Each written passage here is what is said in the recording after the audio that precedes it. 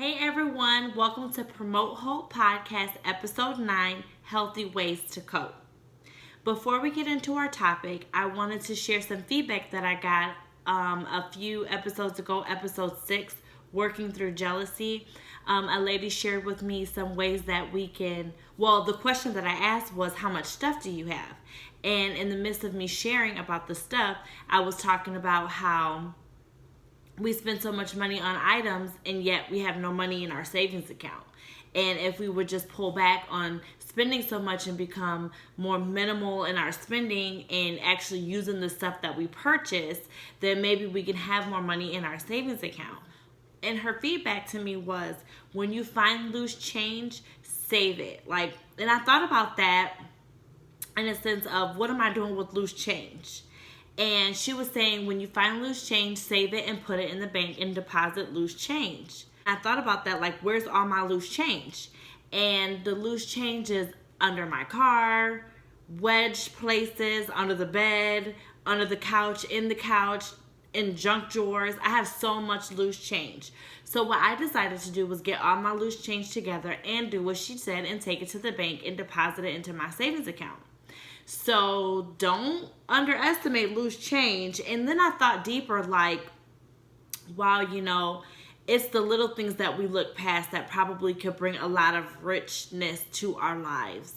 And that's even with life in general. It's a lot of little things that we surpass, little things, sending a text, doing a little nice thing for someone, giving someone a hug. Well, not that we're social distancing, that might not be the go-to, but little things. Like my husband the other day, he came home from work and he said, I brought you home something. And I really appreciated that because I had been having a rough day and I could have used a little pick-me-up.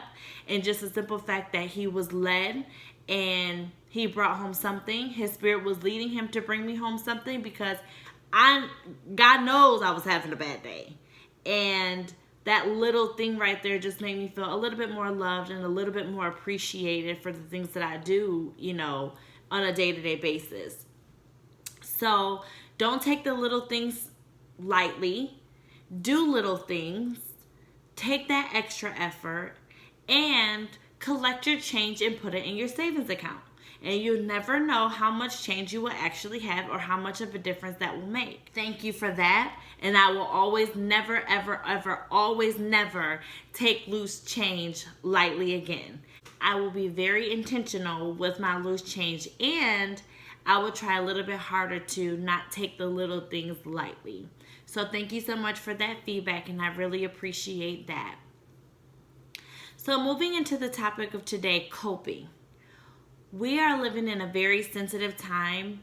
When I sit and think, most of the time of our life is a very sensitive time. There's always something going on, changes happening, things going on in the world that is out of our control. But right now, we're in the middle of the COVID, the Black Lives Matter movement. There's so much stuff going on, and we are all affected by it, whether it's being sick or just watching the media or just out of work, or however you are affected in some way.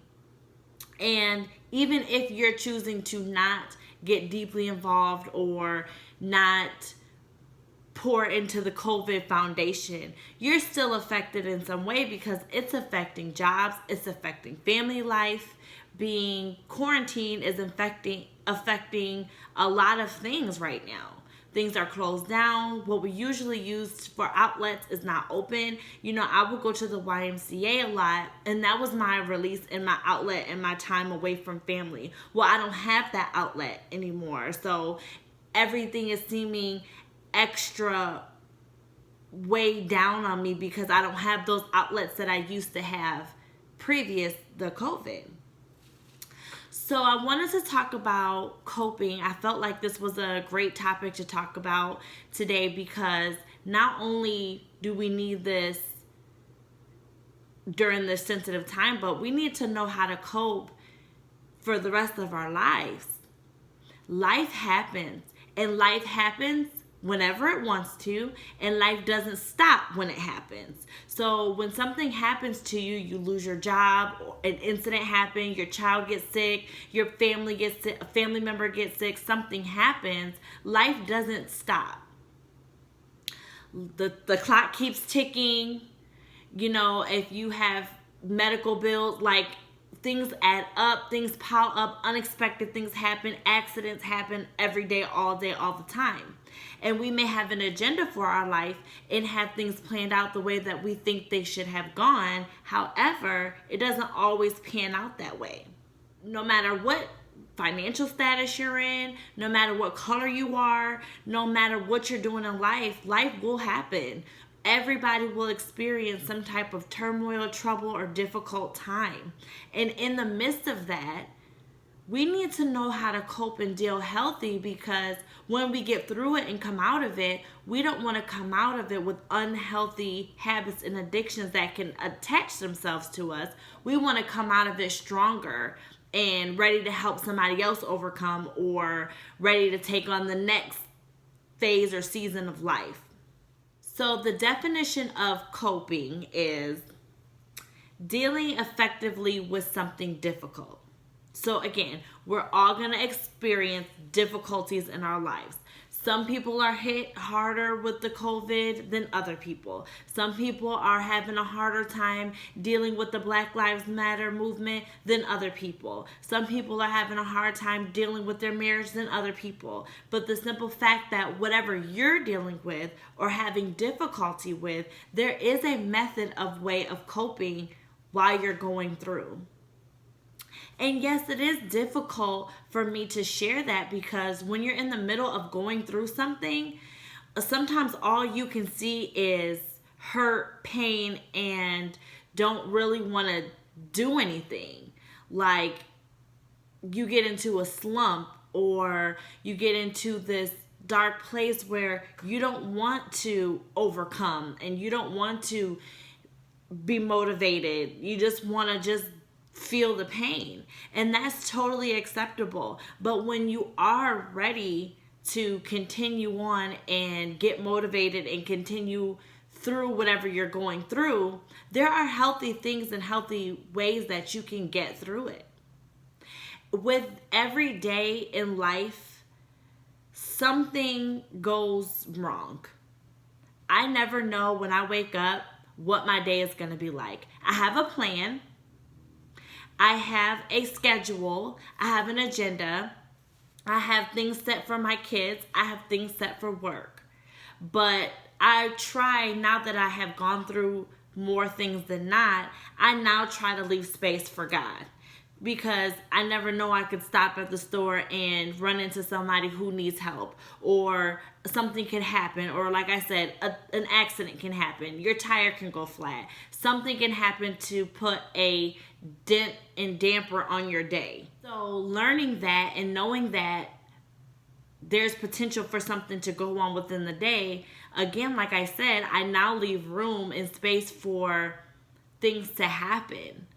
And I now choose to be positive when something is going wrong. I try to phone a friend. I'll try to see the glass half full. Or if I'm in a place where I just want to feel it, I'll feel it, and then I'll talk myself into, okay, what's next steps? When I graduated from college, I thought the red carpet was going to be rolled out for me. I thought that there was going to be a job waiting for me. I thought that I was going to get ready to make hundreds, thousands of dollars. I just thought because you complete college, that just means that you're well on your way to this better life. And in actuality, I went a whole year with being jobless. I did some substitute teaching, but I went a whole year without working.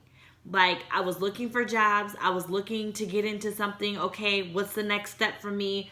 Okay, I just graduated. Yay, yippee. Like, what's next steps? And that was devastating to me, to come out of college and actually not have nothing to show for it.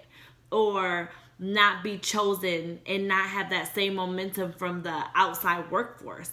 Like when I was looking for jobs, they were like, okay, no thank you, okay, we're full, okay. I did have an opportunity set up to be a kindergarten teacher in Nashville, and right when school was getting ready to start, something happened. And I was out of work for a year, and that was very hard for me. Some people can do it. Some people can be out of work and be home and quarantine, but I was feeling very non-purposeful. I felt like I didn't have a purpose. I was down in the dumps. I was depressed. I was struggling. I was looking for work. Yes, I probably could have worked at a store or found something, but I was so driven by the thought that I have a degree. I'm supposed to be doing my degree. So I felt so let down and I felt so discouraged, and it was really pulling me into this dark hole. Like I was feeling unworthy. I was feeling my self-esteem was getting low. Like, okay, nobody wants me. Okay, I went to school to be a teacher. How come this is not happening for me? Like I was so confused. And in the midst of all of that, I learned that happiness doesn't come from emotions. Happiness comes from a sense of feeling you have a purpose and walking in that purpose. So when I was not doing what I felt I was purposed to do, I was unhappy. We look for people and things to make us happy, but it's actually feeling like you have a purpose, knowing you have a purpose and walking in it. That's what brings true happiness to your life. And me being in that place, I didn't know how to cope. I didn't have healthy ways to cope. I couldn't go anywhere. I didn't have any money. So I was just in this place, and depression was trying to sneak up in my life. And now that I'm on the other side and I have gone through it, I just wish that I had some healthy tips and tricks on ways that I can cope while I'm in a rut, or some pick-me-ups to help me get through these dark places that sometimes we go through. We will all experience a dark place, a place of disappointment, a place of difficulty. And I'm hoping that by sharing these ways of coping, that you can use some of these as tools for you when life is getting tough, or life is getting challenging, or you're not feeling like you're where you're supposed to be or want to be. So before I get into these 10 ways of coping, I first want to say something that I've been doing every Sunday. I call it my self-care Sunday. And every Sunday I do something for myself. So whether that be go get my nails done, a manicure and a pedicure, whether that be go buy myself some flowers, go get me a food or a meal that I like, go buy myself a sweet treat, go buy myself an outfit, maybe get my hair done, depending on what the finances look like. That is a day that I do something for myself. I spoil myself in some type of way. And I'm not saying that I don't do that any other days of the week, but on a Sunday, I make that an intentional day of rest and service to myself. Because I know now that if I don't do that, then I'm no good for other people. I've learned that, and that's how I got burned out. Like, I'm only 30 years old. I shouldn't be getting burned out, but working so hard, never taking a time out for myself, never taking time to love on myself, give myself what I need, replenish myself, eat healthy, do something, for myself. And I'm just giving. Giving is amazing. But when you are giving with nothing to give, it turns into dysfunctional.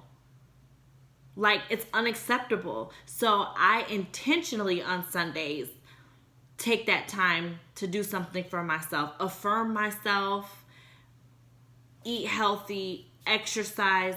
Maybe don't want to exercise that day. Whatever I feel like doing that day, that is what I'm going to do. And I have made it very clear that Sunday is a self-care day. I can listen to what I want to listen to, lay out stay in the bed till 9:30, whatever that looks like. But that is my day to just woosah. And again, like I said, there's other days during the week that I may say, okay, I need a break. Okay, I need to rest. Okay, I need to do something. Okay, I am going to go and have me a large fry or whatever the case may be. However, Sunday is an intentional day. And maybe you want to figure out what's your Sabbath. What's your day when you don't do anything or you do everything for yourself? What does that look like for you? Even if it's just saying, you know, I'm going to try something new today, or I'm going to make something off Pinterest, or there's a project that I've always been wanting to do and I'm going to do it today. You know, pick a day for yourself and say, hey, look, this is my day, and stay consistent with it because you'll need it. You know, again, we're working, we're in quarantine, we're dealing with kids, we're mommies, we're parents, we're wives, we're friends, we're sisters, we're here, we're there, we're trying to figure out our finances, we're trying to figure out a new life, the new norm, blah, blah, blah. The list goes on. You need some self-care. There's so many ways that you can healthily cope, but I'm just going to give 10 ways today, and hopefully you can write them down and decide what will work for you and what may not work for you. But these are things that you do when you're in the midst of feeling overwhelmed, when you're in the midst of feeling burnt out, when you're in the midst of feeling like I'm in a dark hole, or I'm depressed, or I'm anxious, or I'm exhausted. These points are things that you do when you are down and out. I mean, of course you can do them before, but when you get into that place, when you get into that sticky place, these are some ideas that you can do so that you can get through. You know, the idea is that, okay, we're going to go through something, but how are we going to get through it? How are we going to get to the end of it? How are we going to finish it? So number 1 is exercise. You can take a walk. You can take a jog. You can join a gym. You can YouTube videos. You can do some yoga, some meditation, some deep breathing. Exercise releases endorphins, and when you release endorphins, they call it the happy drug. But when you release endorphins, it feels like stress leaving the body. The thing about exercise is you have to be motivated to actually do it. But even if it's just going outside to just take a walk, just take a breather. I've been on Zoom calls time after time after time after time after day after moment. And sometimes just getting some fresh air and going outside is what I need. Like when the kids are like bouncing around and the house is getting crazy, I have been encouraged to pack them up and put them in the car, roll all the windows down and take a drive and just get some fresh air. And so even if you're in the middle of a big argument, a big discussion, or an intense moment, take a walk, do some exercises, do some stretches, deep breathing. That may definitely help. Number 2 is painting. Sometimes when we paint our expression or how we're feeling, not saying that you need to be the Picasso or the best painter, but just the strokes and the colors of the paint releases also endorphins. And I've even heard that if you put music on while you paint, you know, focusing on something else other than your situation, focusing on making a creation or making something beautiful. Or, you know, I could even say instead of painting, a DIY project, if there's something that you want to put together or something that you want to put some wood pieces together or paint something or do something in your house, but painting releases endorphins. Being creative, tapping into that creative part of your brain and just allowing it to freely flow. We have to be so strong on a regular basis. Sometimes that creative piece in our brain just needs to be set free. So allowing that creative part of your brain to have its way and to just be released. Number 3 is journaling, writing down what you feel. If you have the time to just write down what you feel, a wise woman always shared with me, get the hurt out first before you react. Because a lot of times when you react, you're reacting from hurt. and then you end up hurting the person, and then when you've calmed down or come to, you've said some things that you didn't really mean to say, or now that you feel better, you may have ruined a relationship. So journaling and getting that stuff out. I remember when I found out I was pregnant with Jada, I was so upset about that. Like, I struggled with that because I didn't plan it. I wasn't ready. How was I going to do this? I had my dreams. I had my plans. And then Jada comes. And then being pregnant takes you out. I was trying to get my sexy back, and she just messed up the whole thing that I was doing. My whole plan. And I was sad because I didn't want to be feeling these feelings about my baby. But then on the other hand, the feelings were so real. So I was like, okay, I'm struggling over here, but I love my baby, but I just didn't want it right now. So I had to journal. Like, journaling really helped me to get out the yucky stuff, but I get to reread and refocus and rethink and relive and think about that moment. And then also I look back and reread my journal, and I'm like, okay, I overcame that. It's true. The Bible is true. Trouble does not last always. But sometimes when we're in the middle of it, we don't know how to handle ourselves or react. So journaling is another way to cope during hard times. Write down your feelings instead of going right to Facebook or going right to the media or going right to a text or going right to yell at your boss or write a mean email. Journal it. Get the hurt out first, and then cool down, and then maybe react or come to that person once you've had time to think it through. Point number 4 is enjoying God's creation, getting into nature. Just sit outside. Sometimes just sit outside and just watch the birds and watch the animals. I take my kids to the zoo. We go to the beach. We do family things like that. We go to the park and we go outside and enjoy the outdoors, because everything is better when you're outside. I mean, unless it's a rainy day, but there's a saying that says, stop and smell the roses and just admire God's creation. Look up. Look at the clouds. Look at the sun. Watch how God moves. See the nature. See the changes. See the grass. Sometimes what we need to do is take our focus off of the technology and everything that's pulling us left and right, and just embrace God's creation. And just embrace the nature of God around us. And breathe some of that in and breathe some life into us, because the enemy, again, his tactic is to steal, kill, and destroy, and he wants us to be depressed, be sad, be down, be sorry for ourselves, have low self-esteem, have fear.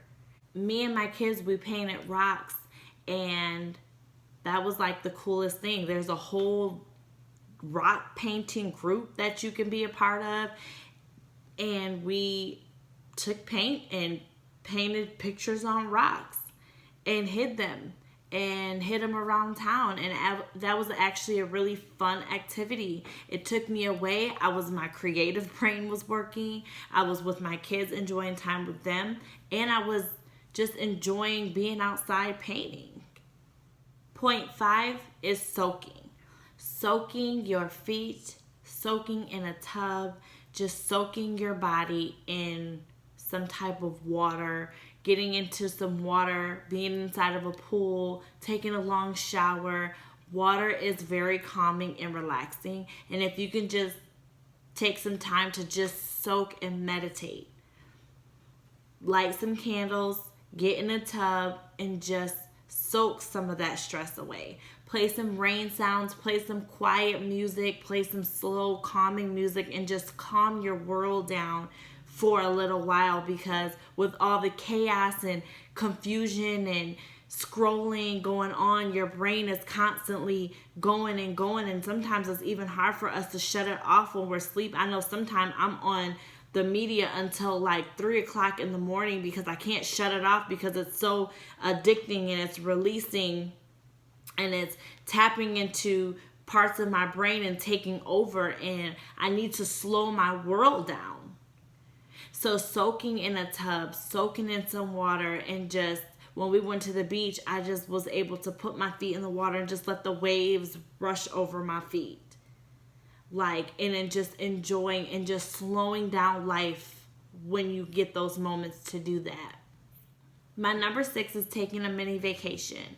Not a vacation to Disney World. I'm not saying spend a whole bunch of money on whatever the case may be, but maybe just getting the kids and the family, or yourself if you're a single person, out of the house. You just need a change of scenery. Sometimes just a mini getaway is all you need to kind of recruit. You know, at the hotel, they make your beds for you. You got breakfast already made. Sometimes a mini vacation is not something that I have done yet, but it is on my to-do list to do. Just a little getaway, a Friday to Sunday situation. And you can be pampered and let someone else make your bed for a change. Just saying. But taking a mini vacation, thinking about that, that's more of a bigger goal rather than a small goal. But if the house is always a mess, stuff is always everywhere, maybe you should think about getting a change of scenery. And even if it's not even a hotel, maybe it could be staying at a family member's house, or go visiting a family member and asking if you can come and hang out with them for a couple days. That is totally a mini vacation. Just separating yourself from your home environment. Point number 7, watching something funny, or going to some type of comedy club, or going to watch a funny movie, stand-up comedy, anything that's going to bring laughter into your life. The Bible says the joyful heart is good medicine. It is medicine for your soul when you are laughing. Laughter takes away the pain. So if you can put in that favorite movie that you love, or listen to a stand-up comedy, or turn on a podcast that will make you laugh, or get on TikTok. I've been enjoying TikTok because it makes me laugh. Enjoying that moment of funny people doing silly things. You know, watch a YouTube stand-up comedians. It just something that's gonna make you laugh. Talking to funny people. Call that funny friend that you know that's gonna make you smile and make you laugh. Because in the midst of a dark situation, laughter will bring light to that spirit quickly. Joyful heart. We want joy in our life. We want uplift in our life. So pour laughter. I would encourage you to do silly and funny things. Be silly. Turn on music and dance silly. Whatever you have to do to get yourself through, because again, we all go through difficult times. We're all in a difficult time right now. And if we remain so focused, it's going to keep driving us into a direction that we don't really want to go down. Find a way to enjoy yourself during your hard times. Find a way just to laugh. Look up jokes, dad jokes, mom jokes on YouTube. Look up something that will bring light to your life. Number 8, eat healthy. Healthy food, fruits, vegetables, water, all has minerals, vitamins to help you not be exhausted. We choose to eat fast food, fried food, good food for the soul, and all that does is bring on more weight physically, mentally, emotionally, spiritually. You know, eat foods that give energy and fight illnesses and sicknesses. Blueberries, lemons, salads, spinach. Put some of that stuff into your life. That stuff will actually boost your mood. If you're exhausted, eating healthy food will boost that for you. Your immune system, there's foods naturally that's going to help your immune system. Healthy foods will make you feel better, and it will give you a glow. It's good for your nails. It's good for your hair. All these pills that we're taking, stuff that we're consuming to try to get our intake in, when actually all we have to do is eat healthy. So maybe make it a goal to maybe eat healthy 2 times a week, or eat something healthy once a day, or eat a piece of fruit once a day, and put some healthy nutrients into your body so your body can function. Our body needs vitamins and nutrients and water to function. We're made up of 75% water. So if we don't drink water, we're depriving our body, our brain, our skin. All of these things go into health and wellness. And if you're stressed, they even have foods for you to eat. If you're stressed, sad, I mean, you can look it up. If you message me, I can send you the information of what foods to eat. If you're feeling a certain type of way, if you're craving a certain thing, you don't really want chocolate, it's really calcium that you need more in your diet. If you're feeling stressed, if you're feeling exhausted, if you're just feeling down in the dumps, try eating something healthy. Try putting a healthy option in your diet. So eating healthy foods can definitely improve your mood. Number 9, giving. So a wise woman shared with me that whatever you lack, you give. So you lack in finances, you give in finances. You lack in love, you need to give a little love. You lack in friendship, you need to be a little friendly. You lack in clothes, you need to give clothes. You get what you give. And that principle definitely has worked for me. And also, not only has it worked for me, but when I'm giving and blessing and loving other people and giving what I have and giving my last and loving and caring for people, I feel so much better. I feel uplifted when I'm loving people. I feel strengthened when I am giving and sewing into people and making other people smile. So just sometimes making someone else's day can make your day and make you feel better about what you're doing and your purpose and what you're going through and what you're dealing with. Make someone smile, compliment somebody, give something. Give something up, sacrifice something so that somebody else can be blessed, will bless you. Number 10, and my final point, is praise and worship. I don't know about you all, but since church has been out, it has felt like I'm missing that peace, that fellowship peace, that when I go into the building, we're loving each other, we're celebrating each other, the fellowship, the friendship, the Christianhood. And now we're having to be intentional and put that message and look up messages and put praise and worship in our daily routine. And I feel like it's dwindling away. We're so distracted right now by what's going on in the world. And yet, praise and worship is the key. Praise and worship will help you to release those burdens that God is so desiring. We are not supposed to be weighed down with stuff and ideas and issues and situations, but casting them to God and praising and worshiping and thanking Him for getting us through it. I think that we have gotten away from our praise and worship and our praise playlists because we're so busy doing really nothing, just being involved in facts that have really nothing to do with what God has asked us to do. I had to challenge myself to refocus and remember, wait, before all of this happened, what did God tell me to do? And I have to ask myself that often, like, okay, hold up, let me go back. Wait, what did God tell me to do again? Because I'm not doing that. I'm operating in the things that I want to do. I'm focused on the media. Okay, God, what did you tell me to do before all of this happened so that I can revamp and refocus? Praise and worship. Praise and worship. Don't let it leave your life. You need a good praise and worship, especially when times are hard.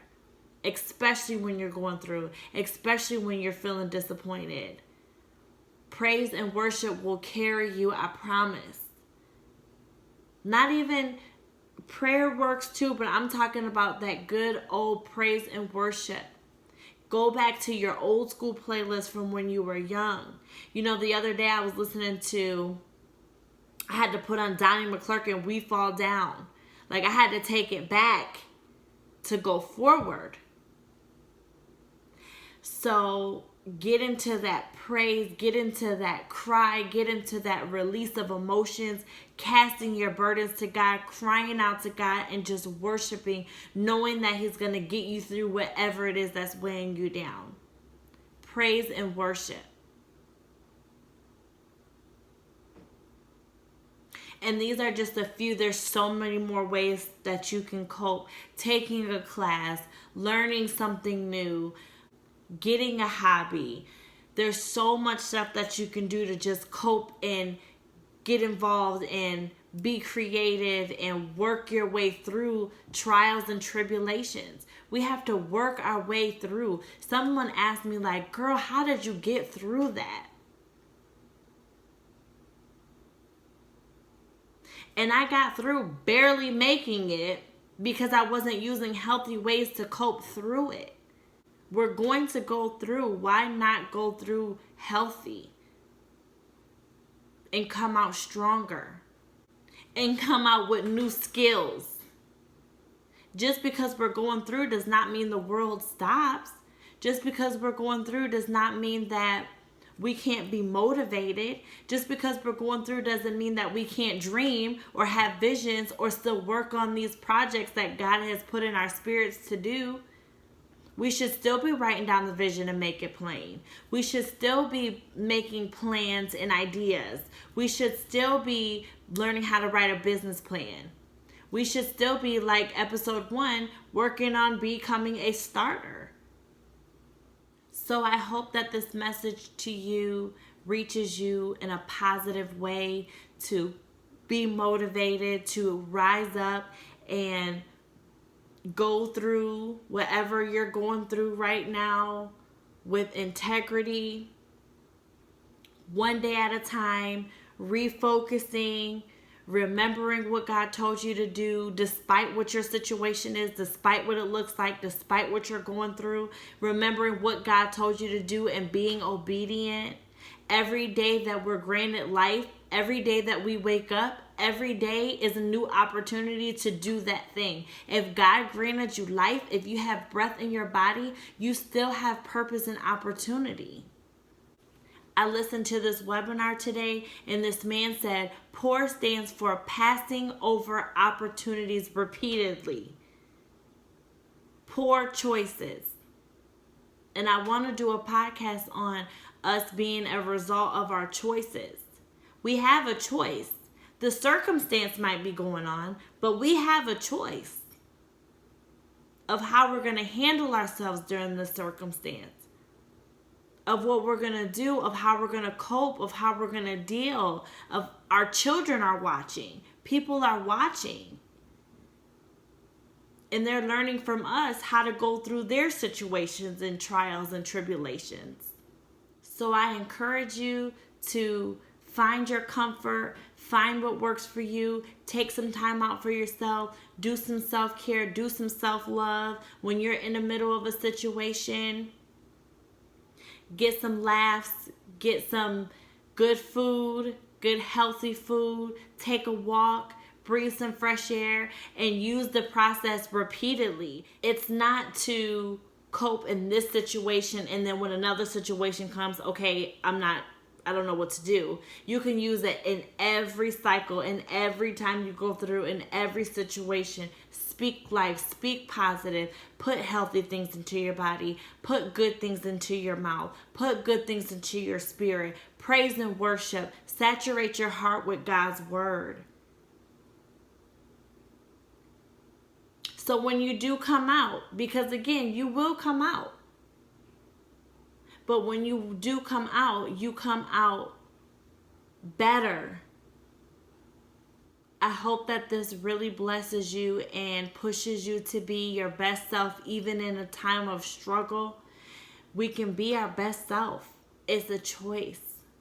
We have that choice to make. So if you need anything, please let me know. If you have any feedback, please let me know. If you have any other self-care tips and ideas that I did not mention that you may have or you may like for me to share on the next video, I would love to do that. I hope that you all have a blessed and wonderful week, and I will talk to you all next Friday. Bye.